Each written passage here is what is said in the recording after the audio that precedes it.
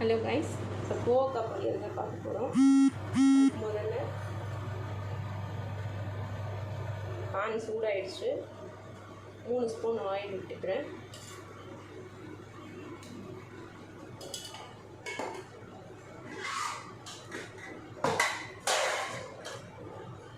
Oil நல்லா சூடாகணும். இப்போ கொஞ்சமாக உளுந்து, சும்மா 2 சீரகம், கொஞ்சம் கடுகு,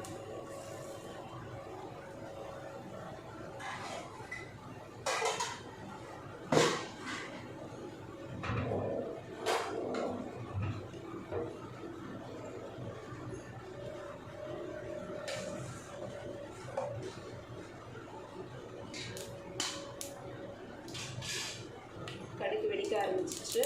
ஸ்லோ பண்ணிட்டு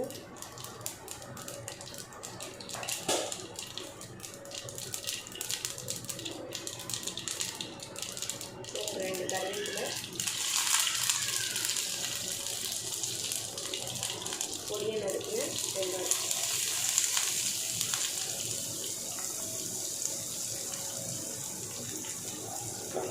வெங்காயத்தை நல்லா வதக்கணும்.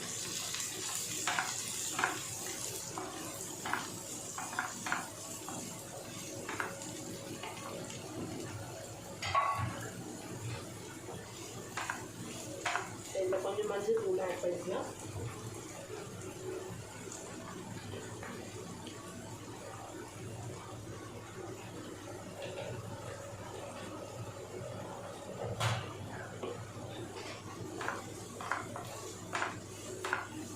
இதில் 1 ஸ்பூன் சால்ட் ஆட் பண்ணுறேன்.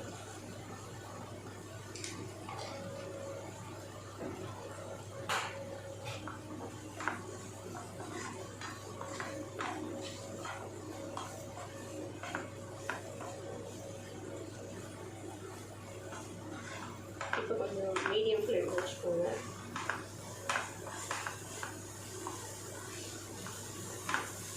இது கூடவே தக்காளி ஆட் பண்ணுறேன். தக்காளி இல்லாமல் செய்யலாம். தக்காளி போட்டால் ஒரு புளிப்பு டேஸ்ட் இருக்கும். வெறும் வெங்காயம் போட்டு செஞ்சால் நல்லா தான் இருக்கும். நான் சும்மா கொஞ்சம் சின்ன தக்காளி ஆட் பண்ணிட்டேன். அது ஒரு ஃப்ளேவர் கொடுக்கும். இப்போ இது கூடவே சில்லி பவுடர் ஆட் பண்ணிக்கலாம்.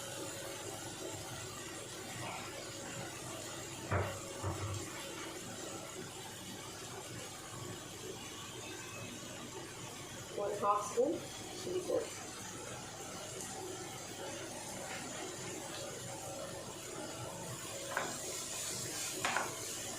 இது வந்து ஆச்சி மிளகாத்தூள் காரமாக இருக்கும், அதனால் கொஞ்சமாக போட்டுருக்கேன். வீட்டு மிளகாத்தூளாக இருந்தால் 1 ஸ்பூன் போட்டுட்டா கரெக்டாக இருக்கும்.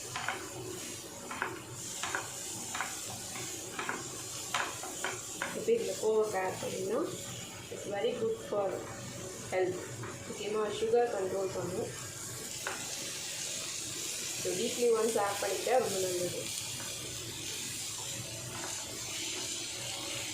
டேஸ்ட்டும் நல்லா தான் இருக்கும். இது நல்லா ஃப்ரை ஆகணும். நல்லா வதக்கி விட்டுட்டு மூடி போட்டுட்டு சிம்மில் வச்சிடலாம். அப்பப்போ இடையில கலந்து விடணும். இது கொஞ்சம் டைம் எடுக்கும், ஏன்னா இது நல்லா சுருங்கி வரணும். அது கொஞ்சம் டைம் ஆகும். ஸோ அதனால் மூடி போட்டு சிம்மில் வச்சுட்டா கொஞ்சம் ஃபாஸ்ட்டாக.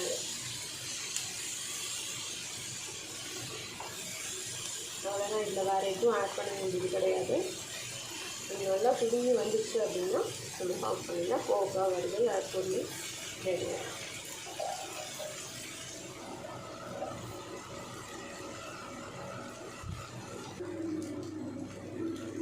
இடையில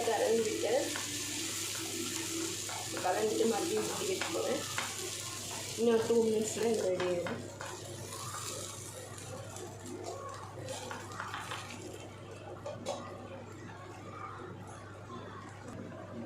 ஓகே, இப்போ 2 மினிட்ஸ் ஆகிடுச்சு.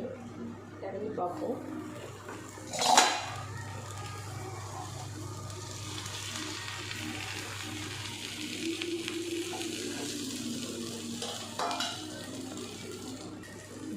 திறந்து பார்ப்போம்.